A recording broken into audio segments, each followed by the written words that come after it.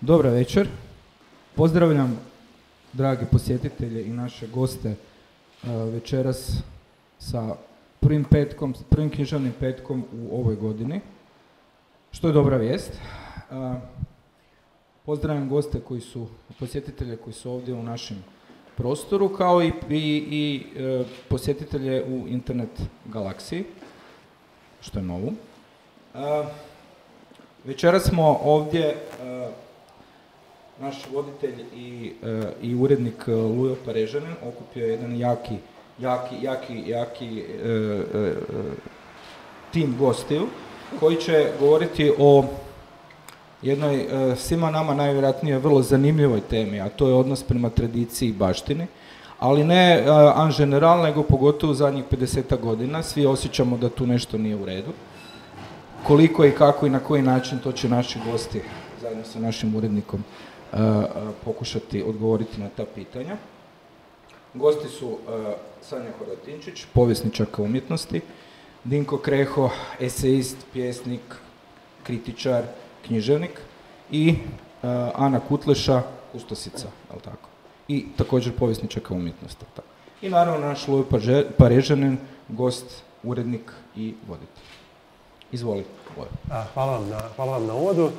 Ja vas također pozdravljam i u ime portala Kultur.hr koji zajedno s Mirnicama grada Zagreba surađuje na književnom petku i organizira dio programa.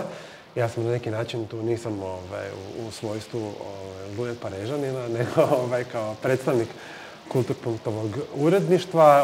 Iznimno mi je drago da se ova suradnja nastavlja i da imamo priliku nastaviti s programom ove godine. Pozdravljam vas sve koji ste u publici. Vrlo je zapravo lijepo konačno nešto pred ljudima uživo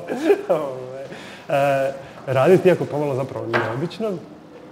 Naviknut ću se valjda do kraja tribine, ali hvala vam što ste došli u ovim neobičnim i nezgodnim uvjetima. Također pozdravljam sve ljude koji prate ovaj program putem streama i samo bih napomenuo da će snimka tribine biti dostupna na YouTube kanalu Knjižnica grada Zagreba, tako da oni koji neće moći odgledati tribinu do kraja ili oni koji će htjeti naknadno pogledati će moći to učiniti na taj način. Dakle, ovo je prva ovogodišnja tribina u sklopu književnog petka, tema je, kao što je rečeno u uvodu, je tradicija, baština i ideologija.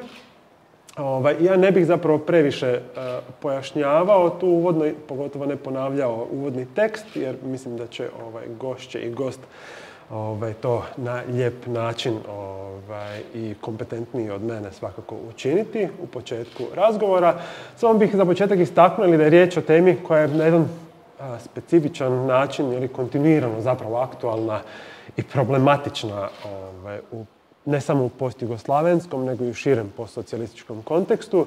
I to upravo u smislu koje te odrednice postjugoslavensko i postsocijalističko sugeriraju.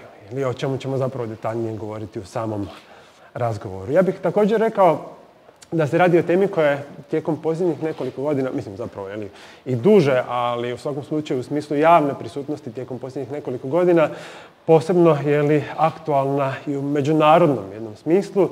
Ponajprije nama, kao što je poznato, u jeku pokreta Black Lives Matter i kritike, dakle, rasne isključivosti kulturnih institucija, kao patrijarhalne i kolonijalne opterećenosti povijesnih perspektiva na ove teme. Jedan od primjera te međunarodne aktualnosti odnosa prema tradiciji i baštini je primjerice u institucijama polemika u okviru Međunarodnog savjeta za muzeje, odnosno ICOM-a, o novoj definiciji muzeja koja traje unatrag recimo godinu i pol ili dvije.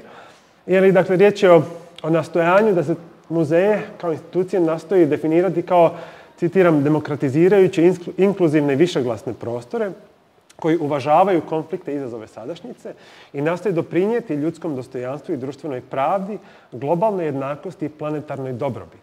Ova definicija se pokazala zapravo problematična, mislim, iz perspektive niza članica ICOM-a i razotkrila je, dakle, jednu potrebu da se o odnosu prema baštini raspravljaju u kontekstu neke svijesti o društvenim problemima. Cilj ovog razgovora je zapravo da kroz razmjenu perspektiva iz područja povijesti i umjetnosti, suvremenih kustodskih praksi i književnosti i književne kritike, pokušamo doći do nekog tipa zajedničke perspektive na sistemske probleme koje smo u području koje sam ja tako provizorno nazvao ili područjem tradicije, baštine i ideologije, ali riječ je zapravo o nekom širem pitanju ili odnosa nekog povijesnog vida koji se odnosi prije svega na odnos prema nasljeđu Jugoslavije i problemu Jugoslavije kao u smislu neke povijesne perspektive, pa tako i povijesne perspektive na kulturne prakse i ostavštinu tog takozvanog bivšeg sustava. Ja bih samo, budući da je riječ o temi koja se u bitnoj mjeri odnosi na zatvorenost institucija za kritičke odnose prema baštini i tradiciji, dobro bi se želio ovim putem zahvaliti knjižnicama grada Zagreba kao zapravo jednoj važnoj instituciji i kulturnoj infrastrukturi, zato što su se knjižnice pokazale otvorenima za raspravu na ovu temu upravo na ovaj način koji inzistira na kritičkim perspektivama. Ja sad neću predstavljati posebno naše gošće i goste, jer smo o njima čuli u uvodu, oni će se predstaviti kroz ovaj razgovor. Ja bih zapravo možda za početak, budući da se obraćamo jednoj neekspertnoj publici, široj publici, zamolio možda Sanju da nas kao povjesničarka umjetnosti uvede možda generalno u pojam baštine u kontekstu njezine struke, da nam naznači na koji način jest ona spor, gdje su osnovne točke njezinog kritičkog shvaćanja i u kojem smislu zapravo govorimo o odnosu ideologije i baštine. Hvala. Evo, pozdravljam sve prisutne i zahvaljujem se na pozivu. Također mi je nekako, evo opet, malo je onako smiješno reći, ali stvarno je svečano biti u nekom, nakon svih tih zoomova i mjeseci tog nekog virtualnog prisutstva, biti za stolom i gledati ljude u oči. Ovako, ja bi možda zapravo isto još više prizemljala razgovor i krenula od nekog jako recentnog našeg iskustva kojeg smo svi još uvijek, da kažem, polako drhtimo i tu se osjeća tramvaj. Dakle, katastrofa koja je zadesila Zagreb, a onda recentno i područje Banije i Siska, je u smislu promišljanja i suočavanja, pogotovo struke, a onda i neke šire javnosti sa time što je baština zapravo vrlo korisna. Mislim, na vrlo dobar način je zapravo to je otvorila neka pitanja. Ja sam se našla više puta u nekim razgovorima sa svojim kolegama gdje smo govorili o tome da ćemo mapirati baštinu, da ćemo tko živi u baštini i slično. I zapravo od toga nekako bih htjela krenuti sa samom tom definicijom da zapravo baština nije niti neki predmet, niti neka zgrada, niti je ona sadržana u tom materijalnom, koliko je ona zapravo jedan kompleks diskursa i doživljaja o prošlosti kojeg pokušavamo nekako situirati u sadašnjost i njime zapravo zamišljati neke budućnosti.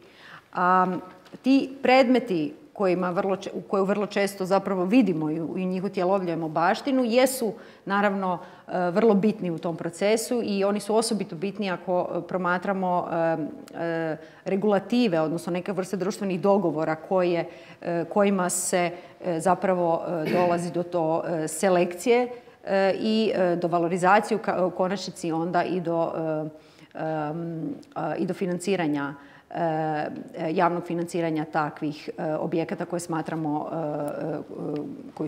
koji dobivaju dakle status zaštićenih kulturnih dobara, kako se oni zovu u Hrvatskoj.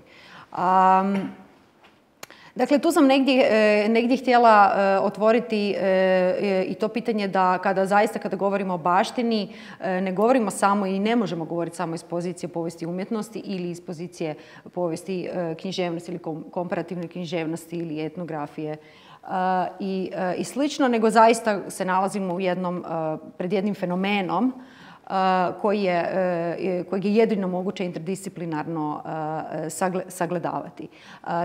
Taj sam fenomen, taj fenomen proživljavanja, doživljavanja, imaginacije prošlog u sadašnjem je univerzalan humanistički jedan princip, odnosno to jeste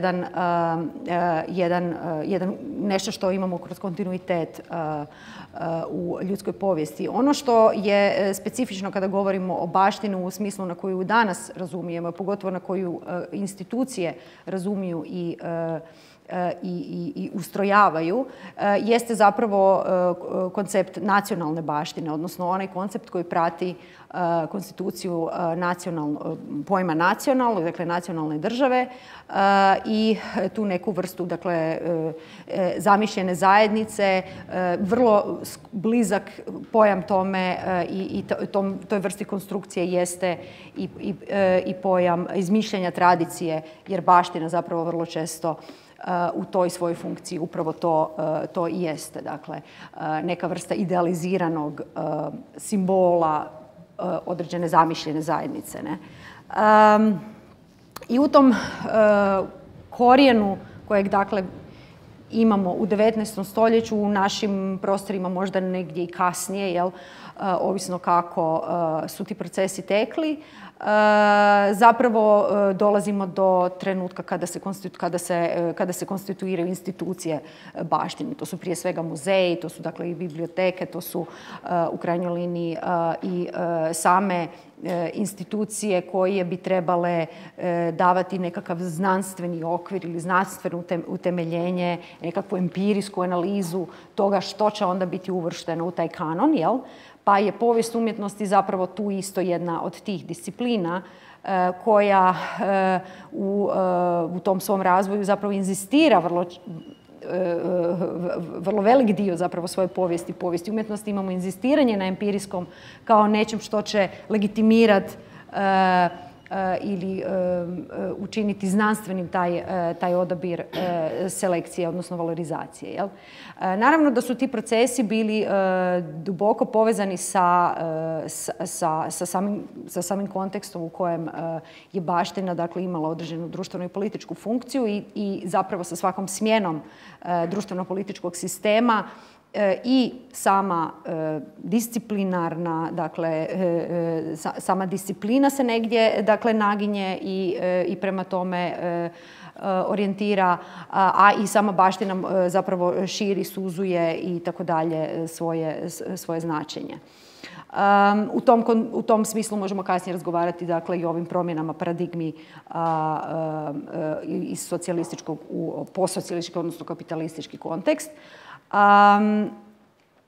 A tu bi se možda zapravo sada vratila i na činjenicu, a opet možda malo ovako nešto, da kažem, iz dnevnog govora, gdje zapravo kada kažemo baština, svi nekako mislimo da je to nešto pozitivno, jel? I reći ćemo, joj, nemojte to, ne znam, netko zadire, neki privatni investitor, dakle, zadire u baštinu, jel, u nešto što nam je svima zajedničko, nešto što je zapravo kao, jel, javno dobro. I to razumijevanje baštine kao javnog dobra je po meni zapravo jedan ključan moment u kojem zapravo vidimo kontinuitet definiranja baštine iz socijalističkog perioda danas. Naime, ako usporedimo način i debate koje su se odvijale ili koji se odvijaju već desetljećima na zapadu u kapitalističkim, takozvanim razvijenim kapitalističkim zemljama, baština nema zapravo, ili heritage, nema tako, da kažem, a priori pozitivan prizvuk i lijeve kritike baštine su zapravo vrlo često materialističke, odnosno, dakle, marksističke, utoliko da baštinu promatraju prije svega kao servis vladajuće klase, odnosno dakle da je baština velikim dijelom, dakle oni objekti i ono bogatstvo koje se upisuje kao baština pod javno dobro zapravo nešto što ne pripada većini i da se zapravo kritike upućuju prema tome da se javni novac troši na održavanje nekih privatnih interesa. Dakle, u tom smislu baština kod nas zapravo možemo reći da ima suprotno, jel? Imamo suprotnu situaciju, imamo situaciju zbog specifičnosti revolucionarnih događanja nakon tijekom Drugog svjetskog rata. Imamo situaciju da se nacionalizacijom, jel, tih možda prominentnijih primjera, jel, odnosno najvrijednijih u materijalnom smislu objekata, ako tako govorimo, ona postaju javna dobra, ona postaju zapravo društveno vlasništvo i ispražnjuju se u nekom simboličkom i doslovnom smislu od te konotacije, dakle, vladajuće klase koja ima tu ingerenciju da upravlja tim objektima, da bi se zapravo u postsocijalističkom razdoblju događao proces u kojem se restitucijom vraćaju, jel, jednim dijelom ti objekti nazad, ali u svakom slučaju nemamo situaciju kakvu, u svakom slučaju imamo zapravo to nasljeđe zapravo pozitivnog poimanja tih objekata, odnosno takvih vidova baštine, kao nešto što pripada većini. Odnosno, tu postoji zapravo jedan potencijal još uvijek zapravo vrlo živ, a to je i pitanje toga da se većina ljudi izjašnjava protiv privatizacije, primjerice knjižnica, muzeja i tako dalje. Dakle, taj neki refleks da to jesu institucije koje, i te baštinske institucije koje bi trebalo ostati javna dobra. Eto, tako da tu negdje oko toga bismo možda još kasnije mogli razgovarati. Eto. Izvrsno, da. Hvala ti, Sanjo, puno. Ja bih se možda nadovezao na ovo pitanje tog društvenog i političkog konteksta koji određuje oblike korištenja i pristupa i shvaćanja baštine, pa bih zamolio Anu kao članicu Kustovskog kolektiva Blok, čije djelovanje u tom smislu, rekao bih, izuzetno relevantno i investirano zapravo i u propitivanje nekih dominantnih tipova odnosa prema i nuđenja novih tipova odnosa prema baštini, da možda nam ocrta taj neki društveni ideološki kontekst lokalni koji određuje je li to dominantne neke oblike korištenja baštine? Pa Sanja mi je tu nekako dobro pripremila teren. Negdje sam prepoznala dva momenta koja si i ti negdje ocrtala, pa bih ja mogla malo još dalje to razraditi. Da odgovorim na tvoje pitanje. Prvi neki moment mi se čini to pitanje javnosti, vlasništva i mehanizama korištenja, gdje negdje mi se čini da je uvijek dobro pogledati malo nekakve brojke i podatke. Mi u Bloku volimo statistiku, volimo posegnuti za nekakvim tablicama, pa to sve malo u nekakve pite i grafove predočiti. Dosta se naravno u tome osvrćemo na kulturnu politiku i zapravo modele financiranja kao nešto što je ipak u toj materijalnoj podlozi svih naših aktivnosti i kulturnog djelovanja. Pa sam ja onda malo zavirila u rezultate Ministarstva kulture, dakle financiranje nepokretne baštine u 2020. godini. Mislim, ono što je možda na početku meni barem bilo onako pomalo, ajmo reći, šokantno, jest vidjeti tu činjenicu, tu pitu, gdje je zapravo gotovo četvrtina, odnosno ako pribrojimo i nepokretnu baštinu i zaštitu orgulja, i više od četvrtine ukupnog budžeta Ministarstva kulture odlazi na baštinu. Iz pozicije nekoga ko radi više od 10 godina na nezavisnoj sceni, gdje stalno slušamo da nema novaca za kulturu, gdje stalno dobivamo sve manje i manje iznose, gdje su to zapravo vrlo, vrlo mizerna sredstva i nikakvi uvjeti rada. Onako je zanimljivo vidjeti koliki dio kolača odlazi na očuvanje baštine, a onda sam malo išla vidjeti kako izgleda struktura dobitnika, struktura, dakle, tijela koji su ostvarili uspješne prijave i u 60% slučajeva je to crkva zapravo. Ne samo katolička crkva, uglavnom naravno katolička, ali i neke druge crkvene zajednice. Dakle, to je zapravo 1/8, ne de facto budžeta Republike Hrvatske za kulturu koja odlazi dobrim dijelom katoličkoj, a onda i drugim crkvenim zajednicama. Znači, to vrlo plastično govori o tome kakva baština je najzastupljenija trenutno kod nas. To je, dakle, govorimo od preko 30 milijuna kuna, da budem vrlo direktna u tome. I onda mi isto bilo zanimljivo vidjeti, dakle,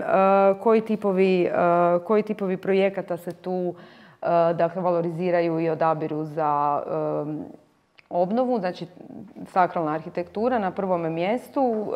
Tu su naravno i nekakvi elementi urbane arhitekture, urbane povijesti, razne tvrđave, zidine itd. I zapravo ima vrlo, vrlo malo objekata koji izlaze iz tih okvira. Dakle, vrlo malo objekata industrijske baštine, vrlo malo skulpturnih cjelina i vrlo malo, naravno, našeg nasljeđa koje je nastalo u dugo vrijeme socijalističke Jugoslavije. Također, recimo, zanimljivo mi je bilo jedan od tih, možda i jedini, je primjer rodna kuća Đure Đakovića koja je dobila 20.000 kuna. Kada sam išla malo pogledati što je ta rodna kuća Đure Đakovića, našla sam članak iz 2018. kada je tu kuću otpuhao vjetar, doslovno. Radi se o nekakvoj skromnoj kućici koja je pripala muzeju Brodske Posavine, ako se ne varam. I evo sada s 20.000 kuna vidjet ćemo koja će biti njena budućnost. Zanimljivo mi je bilo vidjeti da se, recimo, u samom Zagrebu od 18 projekata, 14 njih također otpada na sakralnu arhitekturu. Dakle, svega 4 projekta su, dakle, 2 zgrade Srpskog kulturnog društva prosvjete, Hrvatski glazbeni zavod i Kuća Šenova. Zapravo su jedina 4 projekta koja nisu sakralna arhitektura. A recimo među odbijenim projektima se nalazi blok Badel kao jedno ruglo u praktički širem centru grada koje već godinama pa i desetljećima je pod nekakvim upitnikom. Zanimljivo mi je također bilo da je tu i zgrada Prve ekonomske škole u Medulićevoj ulici. Dakle, imamo jednu zgradu javne obrazovne namjene kojoj nije odobreno financiranje. A ako govorimo o prostoru van Zagreba, također me začudilo pomalo da, recimo, u Rijeci imamo više odbijenih projekata. Tako je odbijena rekonstrukcija same bolnice KBC-a Rijeka, koja je vrijedan primjer historijske arhitekture i u tom historijskom centru grada i u izrazito lošem stanju, naravno još uvijek u funkciju bolnice. Lučka arhitektura i sama zgrada tvornice Rikard Benčić, u kojoj, kao što vjerojatno znate, je odnedavno smješten Muzej moderne i suvremene umjetnosti u okviru, preseljen tamo u okviru Europske prijestolnice kulture, koja bi trebala biti nekakav ipak krovni projekt, kulturni, recentni. Također u Sisku su odbijeni projekti Park skulptura oko kolonije, nastao iz kolonije Željezare, skulptura Zastava koja se nalazi na groblju. To su odluke donesene u prosincu, dakle prije ovog potresa, pa eto sada sa ovim iskustvom one dobivaju još jednu gorču notu zanemarenosti i određenih područja i određenog tipa baštine. Mislim da ovi neki podaci koji su vrlo, vrlo ovako specifični, upiknuti, dosta dobro ocrtavaju to o čemu je i Sanja govorila i o čemu ćemo sigurno kasnije još kroz raspravu pričati.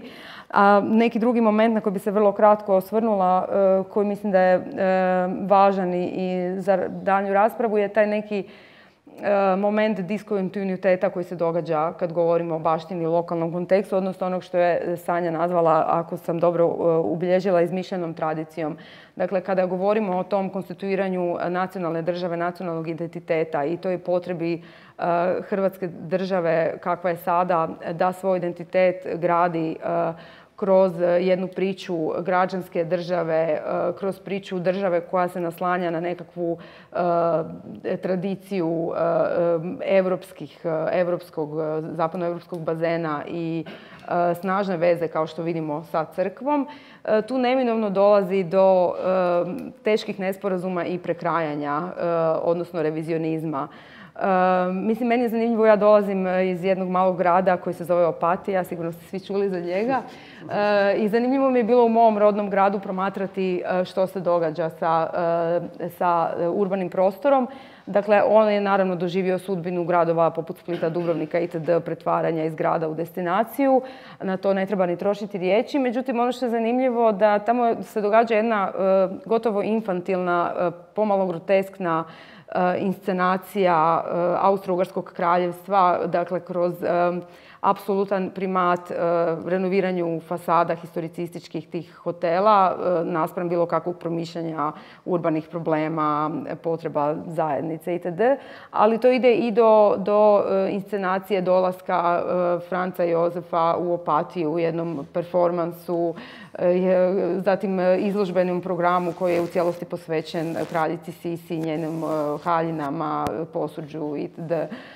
Dakle, preimenovanja ulica, šetališta, lungomare koje se sada ima ime vezano za austro-ugarsku aristokraciju, odnosno habsburšku aristokraciju, gdje dolazi do zapravo jednog kratkog spoja, jer zapravo, mislim, autohtono lokalno stanovništvo je u to vrijeme bilo služinčad toj cijeloj sviti. I to je dakle jedan tip kolonijalnog odnosa i pozicija krajeva hrvatskih u Austro-Ugarskoj je u osnovi bila neka vrsta kolonijalnog resursa za dakle bogaćenje carstva. Također kad se govori o tvornicama koje su ovdje građene, koje se često spominju kao također neka industrijska baština, pa i sam taj Rikard Benčić, dakle ta riječka šećerana, to su tvornice koje su funkcionirale za izvoz, dakle koje su imale izrazito loše je tretirana radna snaga i to su stvarno neki ekonomski odnosi koji sada potpuno naravno se guraju pod tepih u toj jednoj slici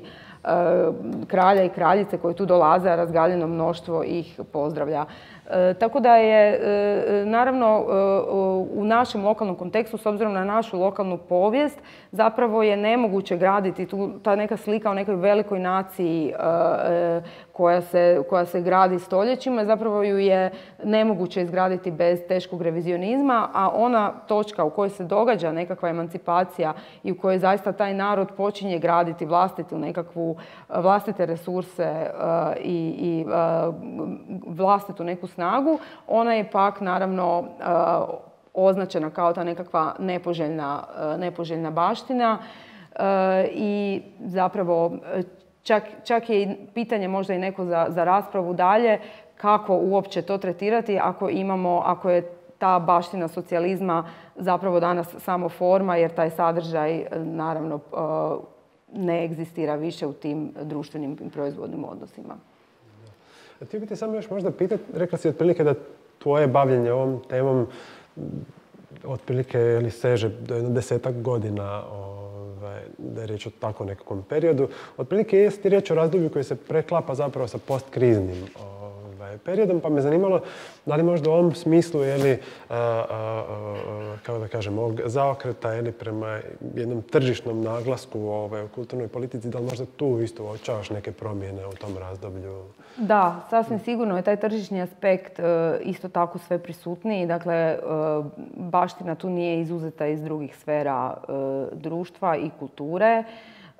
Tako da zapravo financiranje baštine je vrlo često prepušteno tržištu, pa i sami europski projekti koji su često izvor financiranja za velike projekte jesu neka vrsta tržišta natjecanja i oni vrlo često u sebi sadrže tu nekakvu klauzulu takozvane samoodrživosti objekata koji se obnavljaju, koja zapravo je često paravan za komercijalizaciju I mislim da je to što je Sanja spomenula već vrlo važan moment, a to je taj neki naš osjećaj da je ta baština naša i da nam ona pripada i da nam ona treba biti dostupna. Mislim, to se mijenja i to u mnogim slučajevima više već dugo nije tako. Sanja je spomenula povrate. Mislim, meni je isto zanimljivo bilo vidjeti u ovom natječaju Ministarstva kulture da se prijavljuju i privatne osobe zapravo. Da 3% prijavitelja čine ljudi s imenom i prezimenom, vlasnici tih kuća koji sad dobivaju državna sredstva da to srede. Mislim, s jedne strane mogu razumjeti nekoga tko slučajno živi u kući koja je kulturno dobro, ko nije u stanju naravno sam financirati obnovu. S druge strane, vi nekome financirate vrlo veliko bogatstvo i itekakvu vrijednost i imovinu državnim novcem. Dakle, tu dolazi do dosta zanimljivih problematičnih momenata, a ta komercijalizacija definitivno se događa kroz naplatu ulaznica i kroz općenito jedan zaokret ka baštini kao turističkom proizvodu. Mislim, također sam se ponovo podsjetila na tu takozvanu kulturnu strategiju koja je dokument jedan ne pretjerano opsežan, vrijedi od 2020. do 2022. čini mi se, u kojoj se vrlo jasno kaže da je baština neki moment jačanja hrvatske pozicije na turističkom tržištu. I mislim, svjedočili smo i vjerojatno svi imamo neko iskustvo obilaska tih nekih lokaliteta po Jadranu. To je vrlo često jedan tretman baštine kroz perspektivu naglaska na iskustvu, ne na informacijama, ne na narativu, ne na prenošenju stava, nego stvaranju tog jednog multisenzornog iskustva. To sve mora biti multimedijalno, da kažem tako, nabrijano, prije svega zabavno, prije svega tako postavljeno da posjetitelj ima osjećaj da je dobio ono što se kaže na engleskom value for money. Slična stvar se događa i sa samim muzejima, ne samo sa tim nekakvim baštinskim kompleksima, arhitektonskim kompleksima, nego i sa muzejima gdje vidimo da se otvara niz privatnih muzeja, privatnih inicijativa koje teže ka tom nekakvom nazivu muzeja, zapravo nude jedno iskustvo zabave i vrlo plitkog konzumerizma. Hvala ti, Ana. Dala si nam također jedan, čini mi se, jako dobar zapravo šlagvort da napravimo taj iskorak u područje književnosti, o kojem će nam Dinko zapravo ovdje govoriti. Prije svega, jer po pitanju ove teme izmišljene tradicije i uspostave te neke projekcije nacionalne kulturne povijesti i kontinuiteta.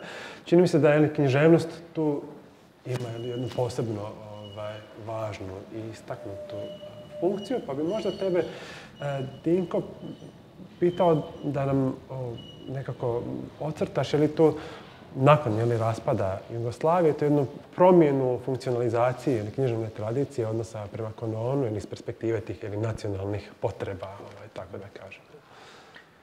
Dobro večer prije svega. Meni je isto malo čudno ne Zoom format, ali tim se više i radujem, makar i sa ovim restrikcijama koje imamo. Pa da, književnost je tu specifična, mislim, prvo specifična je u ovom smislu da je ne uvrštavamo obično na prvu u baštinu na način na koji smo recimo do sad govorili o baštini imajući u vidu uglavnom recimo arhitektonsku baštinu, onda vizualne umjetnosti recimo i dalje. Iako se preklapa dijelom i sa tom vrstom baštine u raznim pločama, poveljama i tako dalje. Naravno onda pitanje tu je šta smatramo književnošću, pismenost ili ovu neku ideju književnosti, lijepe književnosti koju danas imamo. Tvoje pitanje je dosta kompleksno zato što postoji zaista nekoliko razina o kojima tu moramo voditi računa. Ne samo kad je u pitanju prelaz iz socijalizma u, recimo tako, postsocijalizam, u ovaj sad limb, nego i kad je u pitanju nekakva diferencijacija socijalizma u odnosu na ono što mu je prethodilo. Dakle, koncepcija književnosti i u ovom smislu nacionalnih književnosti u socijalizmu, u jugoslavenskom socijalizmu, uvijek u množini, odnosno književnosti naroda i narodnosti Jugoslavije, kako se to zvalo, itekako počiva na jednoj toj priči o na jednom vrlo jakom nacionalnom mitu, možda čak i više nacionalnom mitu bismo mogli reći, federalnom, koliko je ta Jugoslavija promijenila, ne znam, tri imena, ali u svakom je bio taj moment federalnog, znači ta negdje množina. I tekako je računala sa jednom vrstom izmišljanja tradicije, sa jednom vrstom retroaktivne konstrukcije nacionalne književnosti, nacionalne tradicije, sa jednim vrlo izraženim nacionalnim mitom. Međutim, na način da je zapravo ovo što je Ana postavila kao problem, kako izmišljati neku tradiciju u uvjetima kad ti je većina povijesti kolonijalna, kad imaš kompleks koloniziranog, kad si negdje na nekoj poluperiferiju, nekakvoj provinciji potpunoj u odnosu na sve. Pa odgovor je možda upravo ovako, kako je to, kroz tu jednom zapravo naraciju, jednu pripovijest o konstantnoj porobljenosti i o konstantnoj borbi za slobodu. Dakle, koja se pojavljuje, koja je vrlo izražena. 1954. izlazi knjiga Antuna Barca Jugoslavenska književnost, koja je mišljena kao neka vrsta školskog pregleda. I već tu možemo vidjeti bitne razlikovanje u odnosu na onu koncepciju koju možemo čitati u, recimo, knjizi Pavla Popovića, isto udžbeničkog karaktera, iz Kraljevine Jugoslavije, koja se također zove Jugoslovenska književnost, iz 30. godina, gdje, iako je, dakle, kod Antuna Barca, u naslovu jednina, vrlo je jasno da on govori u množini o narodima Jugoslavije, onda i narodnostima, dakle, nikad manjinama, tim žargonom. I u tom smislu je vrlo zanimljiva, recimo, na otvaranju katedre za mađarsku književnost u Novom Sadu, Ervin Šinko, dakle, pisac i publicist koji je bio jugoslavenski Mađar, govori, i koji je neka vrsta počasnog člana, ako se dobro sjećam, bio pozvan da bude kao neki počasni predavač ili počasni član te katedre. Dakle, 50. godina govori u Novom Sadu. Otprilike, ja sad neću istupiti kao neko ko iz perspektive neke manjine zahvaljuje nekoj većini na tome što je dobio nešto, zato što činjenica da mi ovdje imamo ovu katedru za mađarsku književnost u Novom Sadu, dugujemo je činjenici da u Jugoslaviji nema većine ni manjine. Znači, vrlo zanimljiva retorika.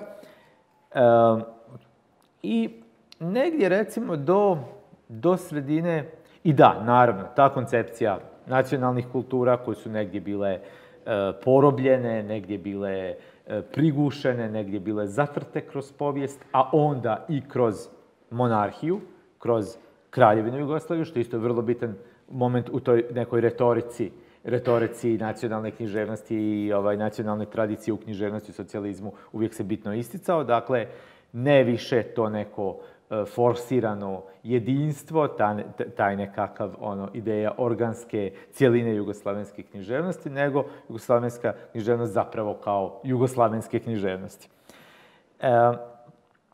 I ta ideja, dakle, da negdje sa socijalizmom, sa narodno-oslobodilačkom borbom, u ovim njenim aspektima, dakle, koji se ne tiču samo borbe za socijalizam u užem smislu, nego prije svega čak nacionalnog oslobođenja, antikolonijalne borbe i tako dalje.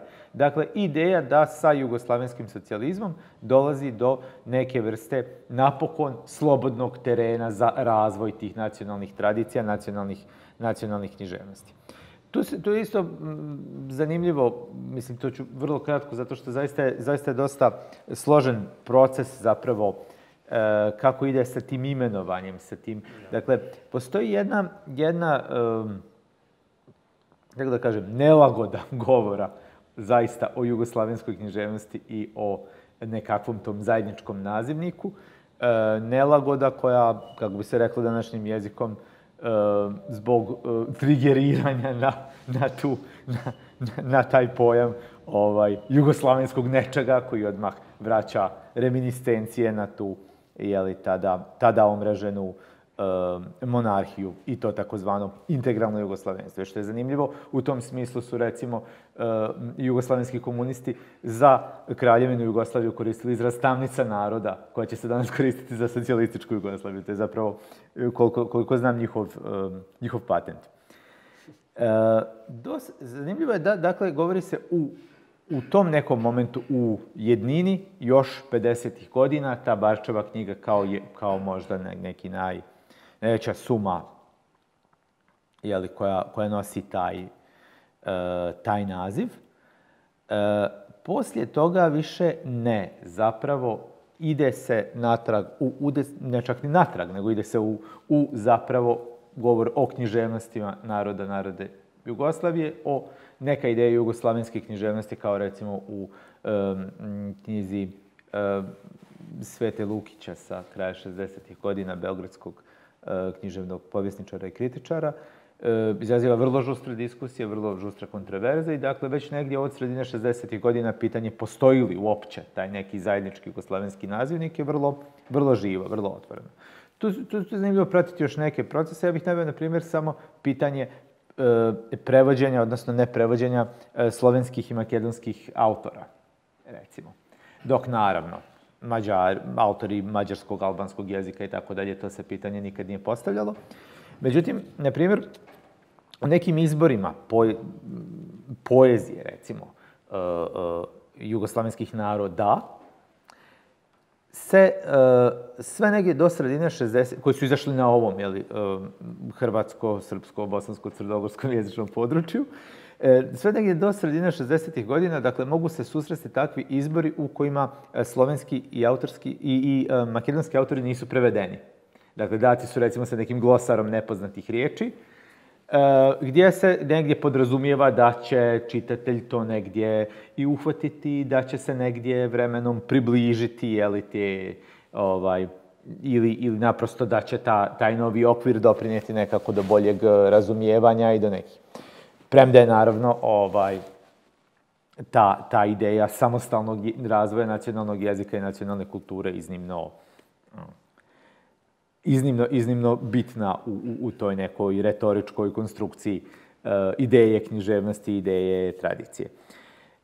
Nakon sredine 60. godina ta praksa, koliko je meni poznato, sad stvarno je jako puno pravljeno izbora, antologija i tako dalje, ne mogu jamčiti, ali koliko je meni poznato, više je nema, barem u nekom mainstream nakladništvu, dakle uzima se, tu recimo, među narodima Jugoslavije imamo neka 3 jezika plus varijante, a onda narodnosti svoje. I dakle, krajem 60. godina kreću negdje, u drugoj polovici, recimo 60. godina, kreću negdje ovi veliki projekti nacionalnih antologija, odnosno hrestomatija 5 stoljeća hrvatske književnosti, srpska književnost u 100 knjiga. Dakle, taj projekt u jednom vrlo turbulentnom političkom razdoblju u kojem, dakle, se iznimno puno polemizira o pitanjima književnosti i jezika, u kojem dolazi i deklaracija o nazivu hrvatskog književnog jezika i prijedlog za razmišljanje, odgovor sa beogradske strane. I negdje se tu već primjetna vrlo zapravo jaka tenzija, taj neki ping-pong između te priče o nacionalnom oslobođenju, slobodnom razvoju tradicije, slobodnoj izgradnji književnog kanona, slobodnoj nacionalnoj emancipaciji. I sa druge strane čini se da zaista raste nacionalizam, raste neka zaista politička reakcija u okrilju upravo književnih društava, u okrilju ovih nekih mainstream književnih institucija, u okrilju dviju matica, u okrilju, dakle, tu neka tenzija gdje vrlo onako nije zaista nisu jednostavni procesi i ne mogu se svesti na jedan nazivnik. Onda ide naravno Hrvatsko proljeće, srpski liberali, odnosno njihova smjena i zabrana rada matica, ide cijeli taj proces.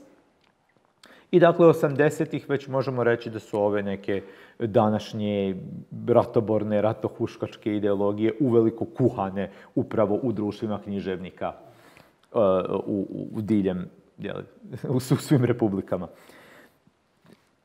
Poslije rata i u tom, poslije da se vratim na tvoje pitanje, promijenilo se sa jedne strane u smislu te neke ideje nacionalne književnosti, neprikosnovenosti nacionalne književnosti, tog nacionalnog odrednice i okvira, na izgled se nije ništa promijenilo. Ali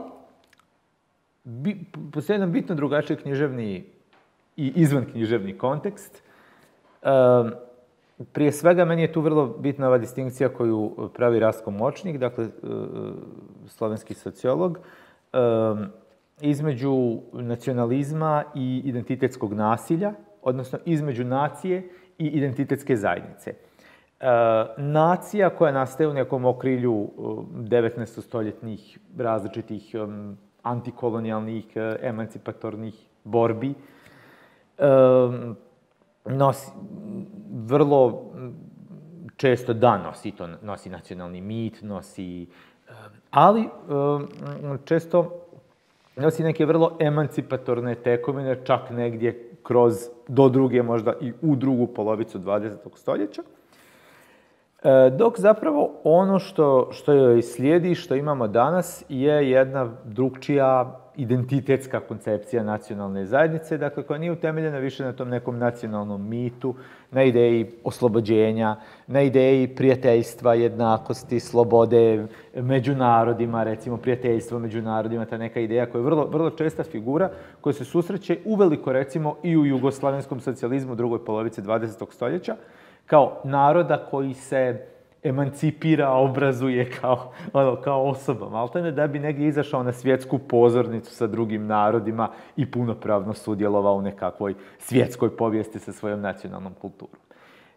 To je neka koncepcija koja mi se čini danas da smo potpuno izgubili. Umjesto nje ide ova neka restriktivna identitetska koncepcija, dakle, ne više zasnovana na nacionalnom mitu. Mitu ovdje kažem u nekom pozitivnom smislu, enfatično, znači nekoj priči o oslobođenju, o nekoj toj vrsti teleologije, nego zapravo na jednoj vrsti ksenofobne isključivosti koja nipošto nije samo naš lokalni fenomen. Međutim, mi smo imali rat, ne imali napravo, nego smo ga priredili. I sve što je išlo uz to, dakle, brutalni upad kapitalizma. I naprosto kontekst se uvelike promijenio i dakle danas kad, evo, to bi možda negdje bih tako sažao, na izgled je sve isto, ali zapravo je sve drugčije. Mislim da su recimo te edicije u kojima se na neki način uspostavlja taj kontinuitet književne povijesti, da su dobar primjer kako jest riječ o sličnim stvarima, ali opet vrlo različitim, recimo u odnosu na ediciju 5 stoljeća hrvatske književnosti, ili 95. ili 6. Matica pokreće ediciju stoljeća hrvatske književnosti. Dakle, kao neki tip sličnog izdavačkog poduhvata, ali su u ovom slučaju prve 3 knjige, čini mi se, Ande Starčević, Krsto Frankopan i Mile Budak. Dakle, jedan, kako da kažem, nacionalistički, mučeničko, ustaški sendvič, koji opet signalizira jedan tip. I zanimljivo je što su stoljeća, nisu više ono kao 5 stoljeća, da negdje ti staviš granicu, nego su stoljeća. Mislim da je to rekao Alain Touraine, francuski povjesničar, kao tipa, ne znam, odrastao sam, on je, ne znam, godište, možda 40 i neku ili 50 i neku, kao odrastao sam i uvijek smo učili da je Francuska datira iz 1789. Kao početak francuske boljerne povijesti 1789. I onda odjednom u nekom momentu je Francuska tisućama godina stara. Kao, i to mi je prelaz sa 5 stoljeća na stoljeća. Kao. Hvala ti, Dinko. Spomenuo si dijelom, dakle, i neki tip, recimo to tako, ili disciplinarne ili akademske tradicije odnosa prema pitanju, prema ovoj temi. Ja bi se možda u ovom trenu obratio Sanji i zamolio je da uz ovo uzemljenje koje nam je ponudila u svojem uvodnom izlaganju, da nam malo konkretnije progovori i u odnosu na akademiju u kojoj ona participira i kao znanstvenica na Institutu za povijest umjetnosti, ali i u odnosu dakle, na kulturne institucije, da nam malo konkretnije progovori o načinima na koje one danas i u Hrvatskoj pa i u regiji, koliko ti je poznato, uspostavljaju odnose prema baštini. Ja bih se samo kratko zapravo probala da ne napravimo takav veliki skok. Jer mi je bilo jako zanimljivo ovo što je Dinko pričao. I probala sam to negdje staviti, kako su rijetki zapravo ovakvi susreti, i zato ti hvala, da pričamo za istim stolom nekako, zapravo fenomenima koji su vrlo bliski i probamo ih sad tu negdje vidjeti kao pod tim krovnim pojmom baštine. Taj proces, jugoslavenski proces konstitucije nekog nacionalnog identiteta kroz baštinu, jel?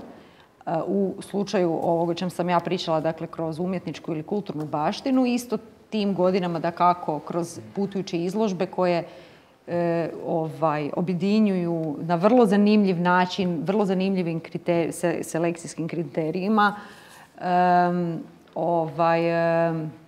taj neki kanon jugoslavenskog kulturnog prostora, koji je bremenit apsolutno ideološkim konotacijama u svakom tom odabiru, a da se opet nekako, ovo što kao je naglašavao Dinko, nije taj nacionalistički, dakle tu nije postojala nekakva potreba da se on u tom pravcu forsira, ali svakako jeste zapravo imao jednu nama danas više čini mi se ne shvatljivu funkciju kulturne diplomacije u svijetu, dakle mogućnosti da se kroz takav vid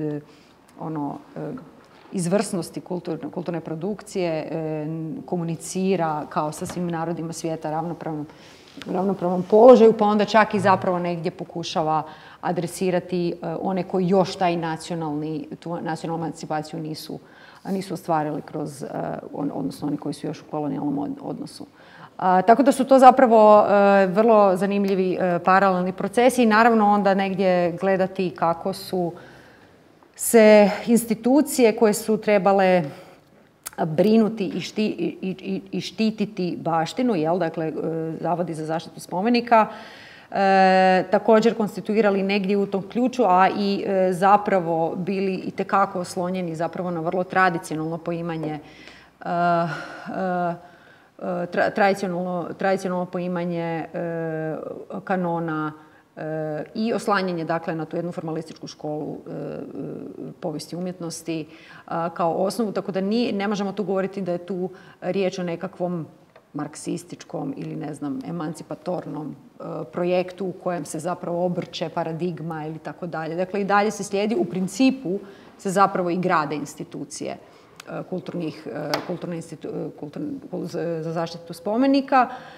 Ono što tu do neke mjere jeste i novina, a to ću se sad prvo malo približiti i ovom tvom pitanju, je zapravo uvođenje tog malo suvremenijeg, odnosno vrlo suvremenog sloja koji je bio vezan uz revoluciju. I zapravo je to na neki neobičan način dodirna točka, dakle ta sama produkcija spomenika na autentičnim lokacijama, gdje su se događaji iz rata zbili ili gdje se revolucija događala, je bila zapravo taj neki neobičan spoj suvremene umjetnosti i konzervatorskih praksi, zato što su se oni tu negdje preklapali. To je zapravo taj jedan začudan trenutak u kojem imamo uvođenje jedne nove paradigme. Dakle, i onda zapravo tu imamo i neku vrstu proto-arheologije, suvremene arheologije na terenu i tako dalje, koje uvodi možda nekako zapravo malo širi tu neku taj baštinski diskurs. To smo naravno odbacili i izgubili zajedno sa cijelim paketom ideološkim koji je bio vezan uz NOB 90-ih. Također zanimljivo, ne de facto, dakle spomenici NOB-a i revolucije koji su bili kao zasebna kategorija unutar registra su egzistirali kao predmeti zaštite sve do kraja 2010. godina i onda su ušli u taj jedan nikad never ending proces revizije koji i dalje traje. Tako da su oni trenutno u nekakvom polu nedefiniranoj poziciji, ali dakle kroz cijeli onaj period uništavanja, aktivnog dakle uništavanja tih zaštićenih spomenika, tada su se još zvali valjda spomenici kulture, sad su to kulturna dobra, oni jesu bili pod zaštitom de facto.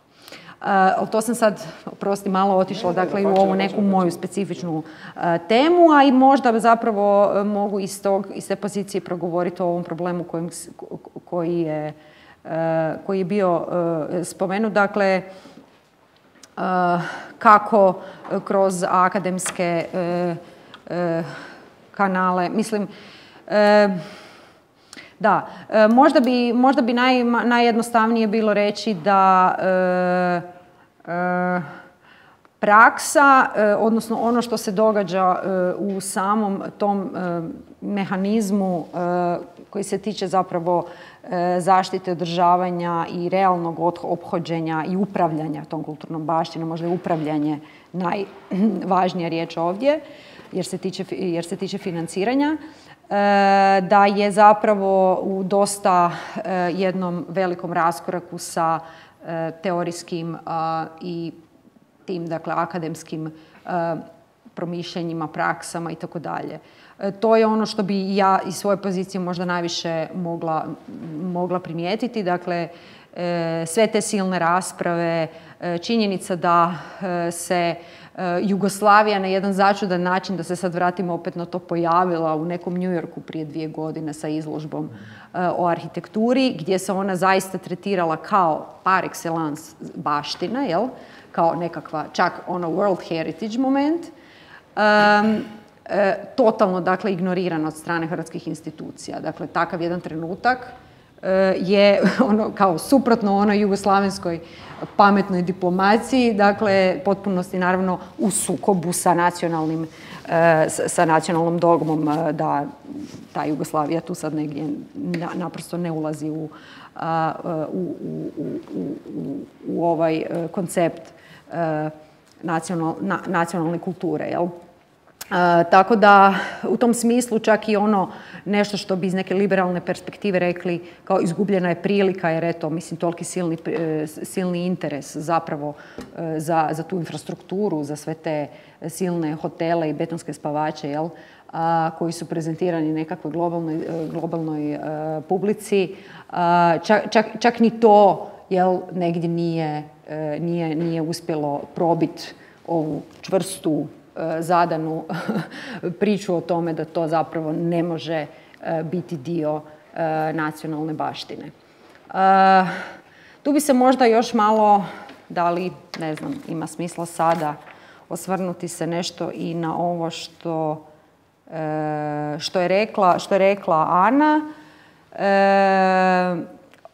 a možda opet, dakle, vezano uz taj veliki raskorak između nekog akademskog babla, tog teorijskog diskursa kojeg imamo, mislim sad smo mi negdje povezani kroz pogotovo sad u lockdownu smo bili u Indiji, u Americi i svuda, jel, nekako nema tu nekakvog velikog ograničenja da čitamo, da prezentiramo i da raspravljamo, ali činjenica da zapravo zaključci takvih rasprava vrlo teško probijaju, dakle, te okoštale strukture, hijerarhizirane strukture institucionalne.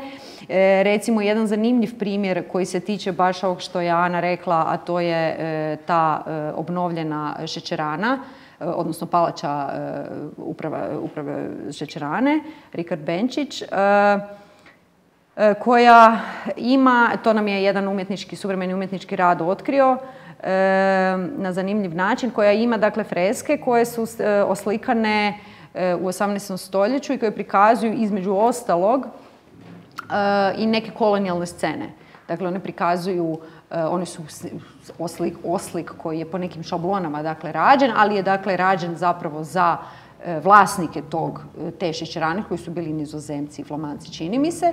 Dakle, i te freske na jedan vrlo interesantan način upućuju na tragove kolonijalnog i vizualnog, dakle, vizualne i vrlo konkretne tragove nekakvih kolonijalnih odnosa na našim prostorima, koji mi naravno potpuno nekritično prihvaćamo u kanon. Dakle, mi to vidimo kao afirmativno, nešto što nas čini bližima Europi, što nas čini Evropljanima, a istovremeno zapravo trenutno na tom zapadu Europe ili u tom centru Europe se vode, dakle, burne rasprave upravo o tome kako se nositi sa tim kolonijalnim nasljeđem, kako primjerice tretirati takve freske i da li ih nekritički restaurirati na način na koji je to ovdje učinjeno.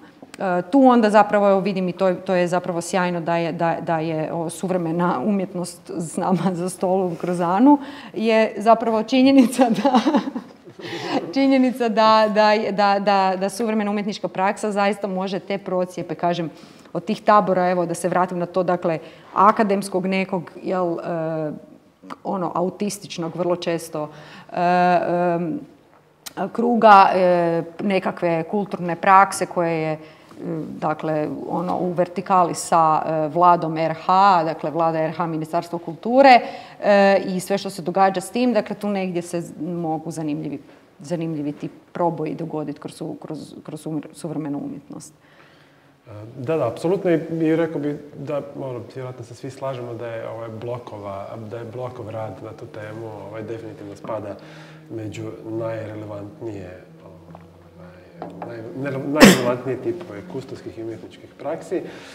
Ja bih onda možda Anu zapravo zamolio da nam malo predstavi kroz Blokov rad ili njihov pristup ovoj temi i možda kaže nešto o projektima koje rade, koji su bliski ovoj temi.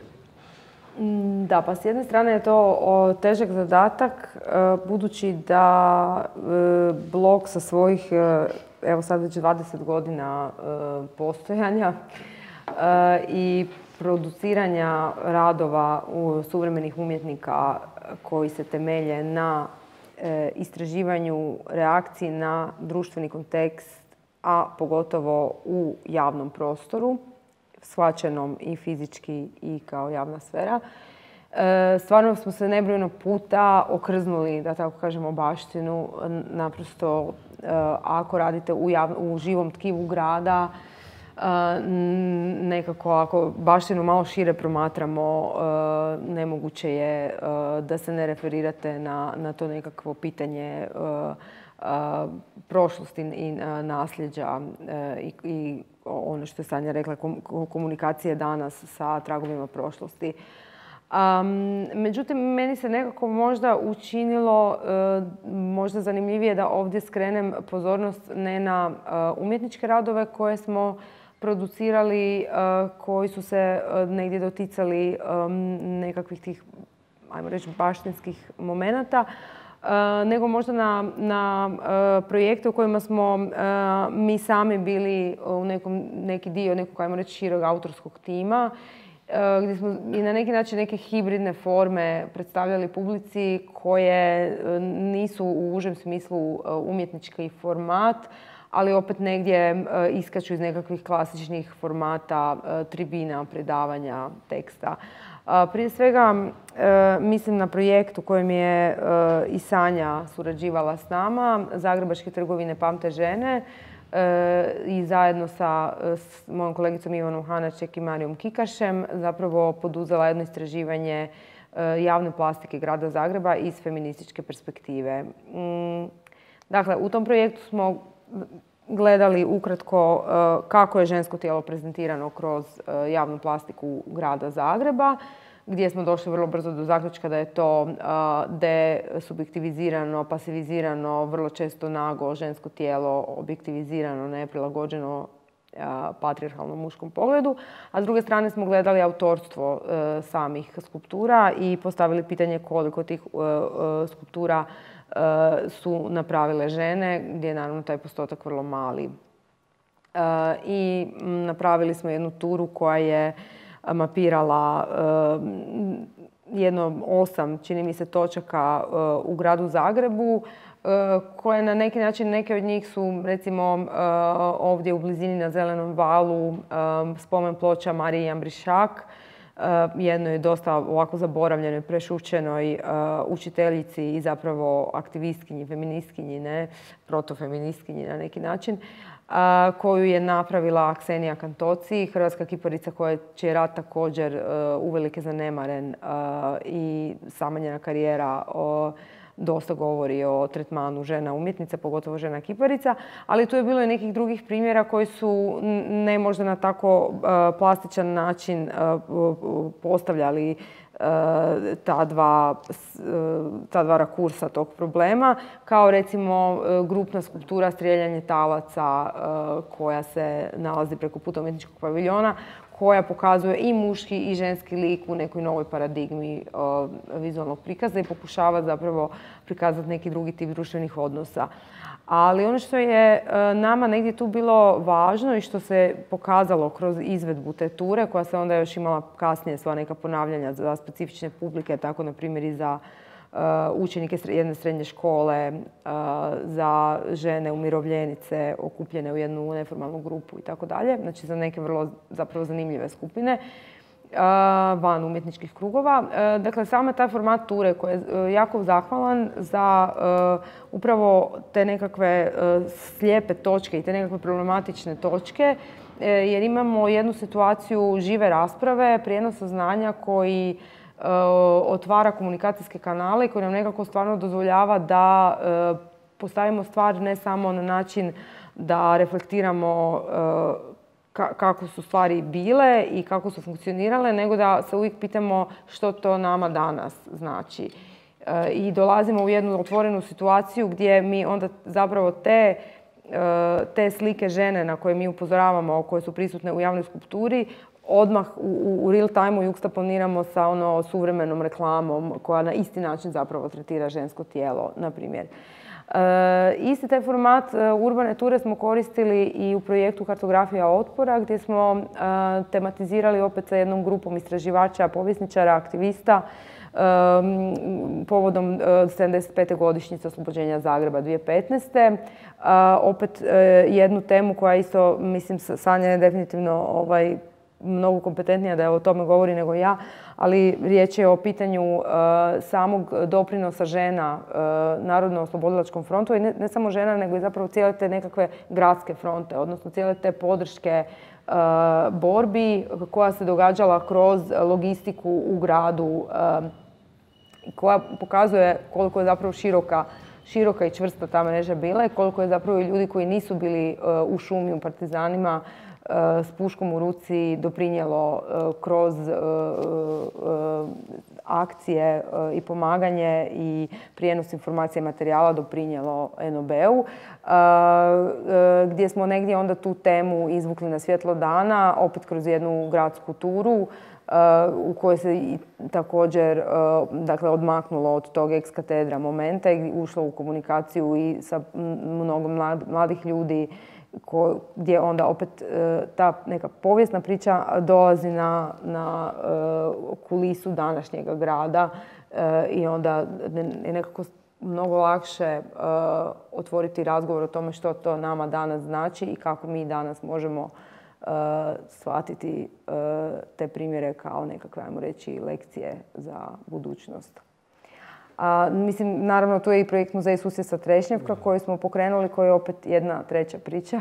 Ne znam da li sad ulazimo u to. Dapače, mi stvarno je riječ o... Da, mislim, to je opet, si ti sam negdje u uvodu spomenuo ovu ICOM-ovu debatu koja vlada u međunarodnim muzealskim krugovima, gdje, dakle, očito da muzej također je institucija koja nije nikako ideološki neutralna i koja vrlo često perpetuira društvene nejednakosti i eksploatacijske mehanizme i Sanja je sa pitanjem kolonijalnog tretmana, tog kolonijalnog nasljeđa to otvorila.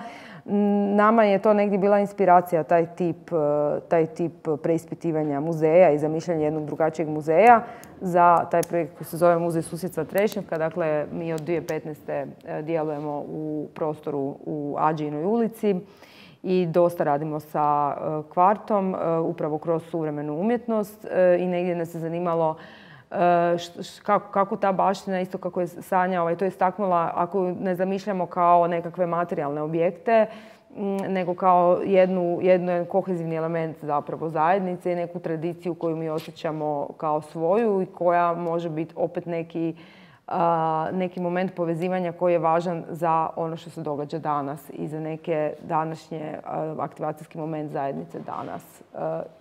Evo, mislim da je to možda sad dovoljno. Izvrsno, da, dapače.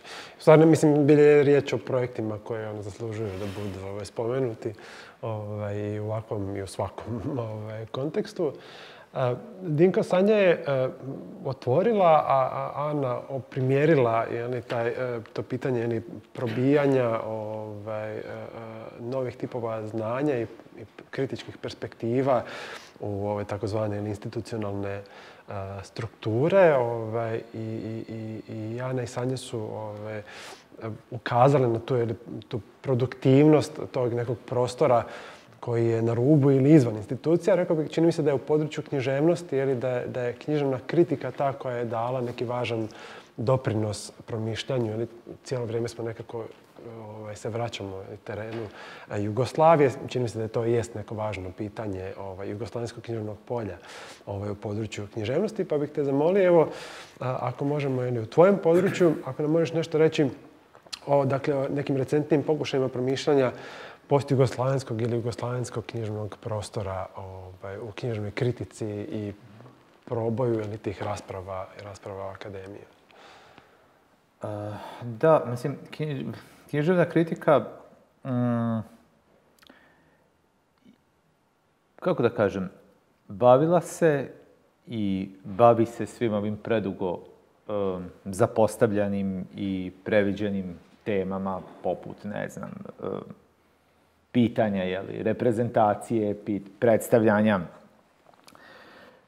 pitanja autorstva, dakle, pitanja najrazličitijih vrsta nejednakosti i, kako da kažem, hijerarhija i opresija i u samom književnom polju i onda kako se one zrcale ili materializiraju kroz književnu produkciju, dakle u samoj književnoj produkciji i nacionalizmom i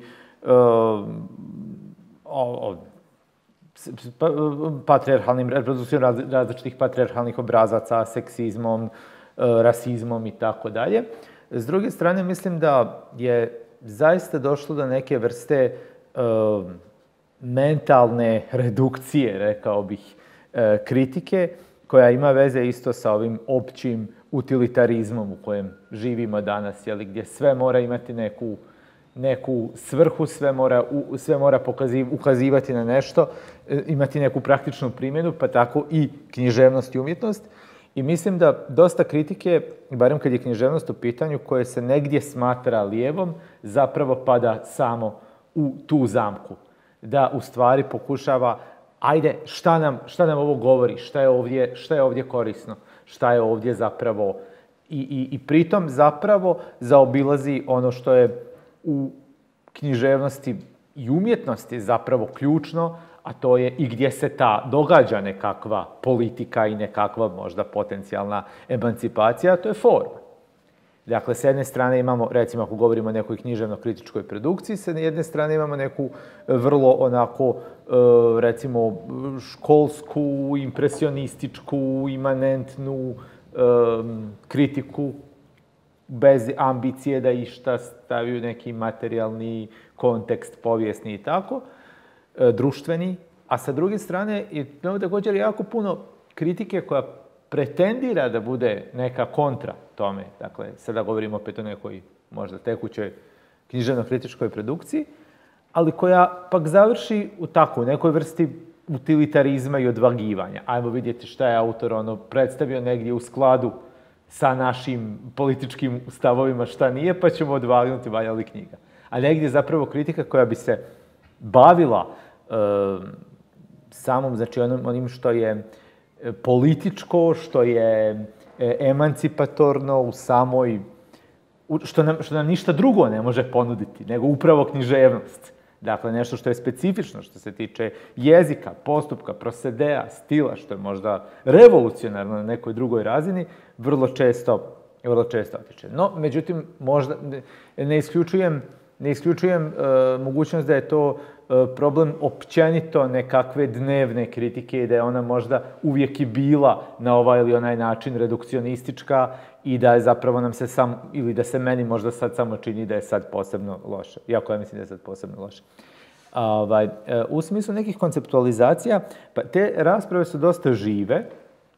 Mislim da je veliki, recimo, na cijelom tom ex-u ili post-u prostoru veliku ulogu i recimo odigrala, ali to je sad opet zanimljivo, to je jedna radijska emisija, Pojmovnik postjugoslavenske književnosti, koji je na trećem programu Hrvatskog radija uređivao Boris Postnikov i Gordana Crnković, koja je trajala neke 3-4 godine, ja mislim, ali, dakle, to je opet specifično, to nije akademija, to je negdje na medijskom, recimo, i na rubu medijskog i kulturnog polja. A onda dakle, emisija unutar kojeg se jako puno otvaralo pitanja, poput kako uopće misliti ovu našu književnost i ove naše književnosti danas, kako ih imenovati, kako imenovati ovaj jezik sad koji mi razgovaramo, gdje to situirati, pa onda je bio cijeli jedan proboj, jeli, kako da kažem, poklopile su se forma i sadržaj negdje kad je bila ova neka nova direktiva sa spikerima, kao da ne mogu više čitati, da se tekst na srpskom računa kao strani, pa onda pitanje kao šta je srpski, da li samo ekavski ili i ekavska varijanta, i dakle neka pitanja koja su se pojavila na nekoj logističkoj i organizacijskoj formi, ne samo u smislu sadržaja emisije. I zanimljivo je onda poslije da su se ta neka pitanja i diskusije su se nekoliko godina kasnije pojavile u ovom što kaže Sanja akademskom bablu. Negdje naprosto, mislim naravno ne generaliziram, uvijek postoje sjajnih ljudi i na institutima i na fakultetima, ali negdje onako kad gledamo strukturno, zaista na nivou akademije, imaš dojam da je negdje ta akademija načula da se nekim stvarima diskutira, pa vidi ti to.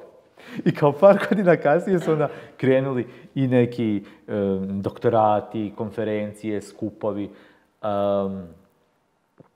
Ne znam, negdje, bio sam na nekim tim, eto opet neko ko je outsider u odnosu na, kao vjerojatno i svi mi, u odnosu na neko akademsko polje, bio sam na nekim tim skupovima gdje stvarno ima neki deja vu, kao pa mi smo pričali prije 4-5 godina. Mislim, nije problem što smo pričali, nego što se to iznosi kao nešto što je sad kao, evo, nova cool tematika, nova cool pitanja, ali kao bez ikakve reference na neke zapravo ljude koji su se time bavili na nekim drugim mjestima, vrlo temeljito. Dakle, ali ukratko bih rekao da je ta debata poprilično živa, da se vrlo zanimljive stvari pišu. Evo, ako hoćemo nekoliko imena, spomenuo sam Borisa Postnikova, Iva Kosmos iz Ljubljane napisala sjajan zapravo doktorat, ali nimalo bablast, nimalo ovako, o zapravo tom pojmu književnog polja i kako preko tog pojma književnog polja i kulturnog polja možemo odrediti taj jugoslavenski ili postjugoslavenski prostor. Predrag Brebanović na vrlo zanimljiv način piše o svim tim temama, opet nešto u kroz neku svoju vizuru, gdje recimo nastoji promišljati tu ideju, opet na tragu, danas kad smo kod previđenih i zaboravljenih, velikoj mjeri zaboravljenog u Zagrebu, barem književnog povjesničara Svetozara Petrovića. Na njegovom tragu, dakle, danas Predrag Brebanović govori o jugoslavenskoj književnosti, ali kao pojmu koji više nije ovisan ni o kakvoj zapravo manifestaciji povijesne Jugoslavije. Kreće od maksime Svetozara Petrovića koji je rekao onako vrlo provokativno, ako jugoslavenska književnost postoji, onda je postojala i prije svake Jugoslavije i postojeće poslije. Ako nije postojala i neće postojati, onda ni ne postoji. Tako da rekao bih da je na tom planu jako... I postoji neka zaista diskusija, postoji neka debata. Hvala ti, Dinko. Mislim, mogli bismo sad produžiti neki tip međunarodne recepcije pitanja Jugoslavije i proučavanja jugoslavenske kulturne, prije svega zapravo spomeničke i vizualno-umjetničke baštine, ali nažalost vremena nemamo previše. Ja bih možda u ovom trenu, s obzirom da vidimo te stvarne ljude, a rijetko ih vidimo, šalim se ne samo zato, nego evo, ponudio bi možda prostor zapravo vama da se uključite. Ne znam, imamo li opciju da se neko uključi putem Facebooka, recimo komentara na video? Ne, ok, onda je na vama. Ako neko ima neki komentar, pitanje, provokaciju.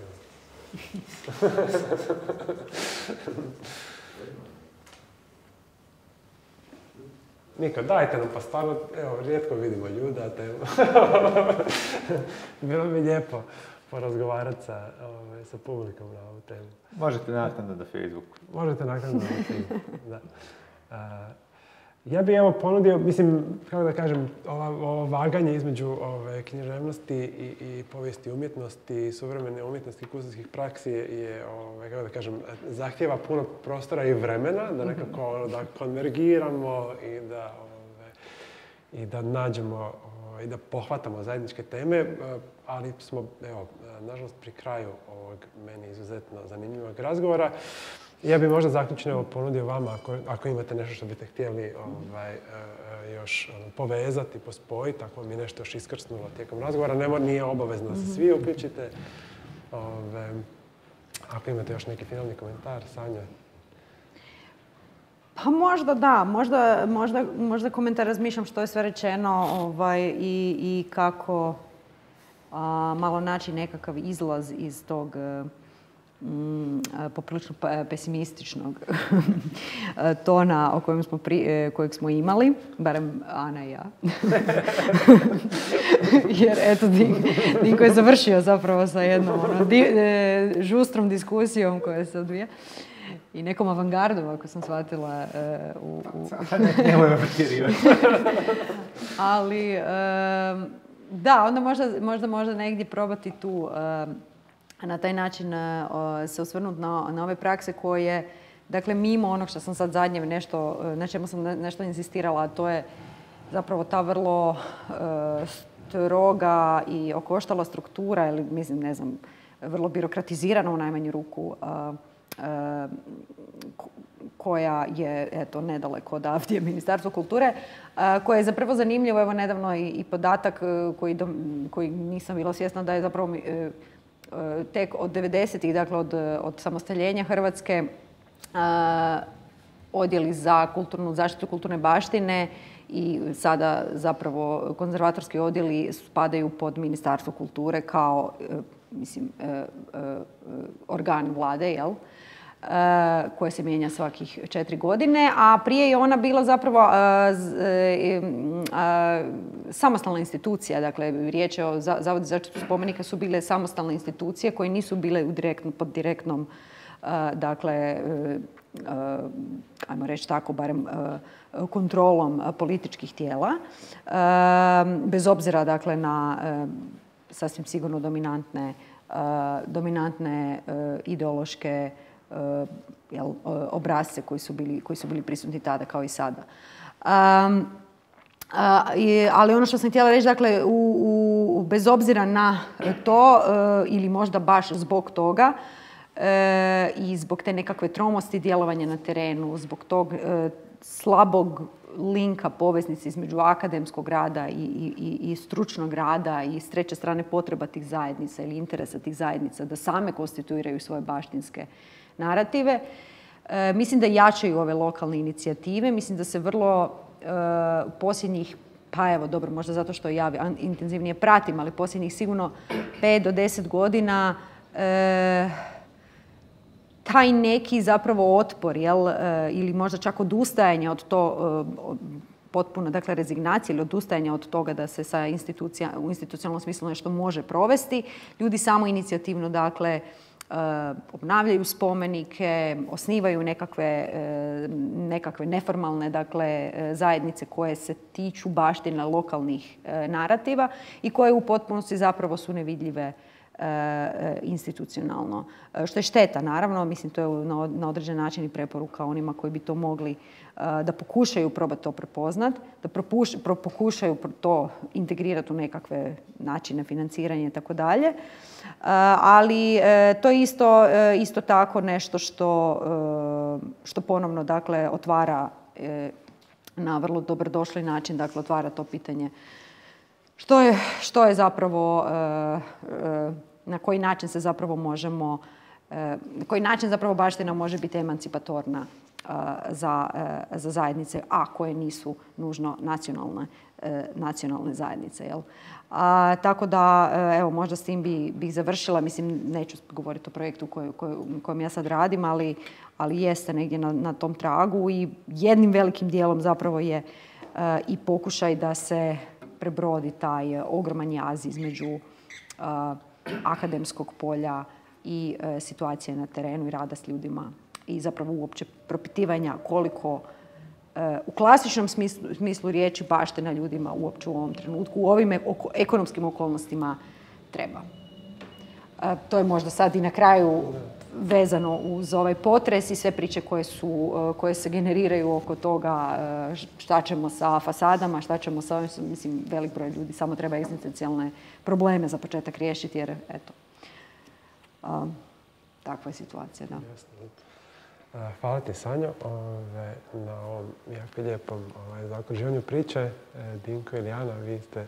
Ja bih na optimističnoj noti završio kad je već prepoznata kao tako. Može, da pače.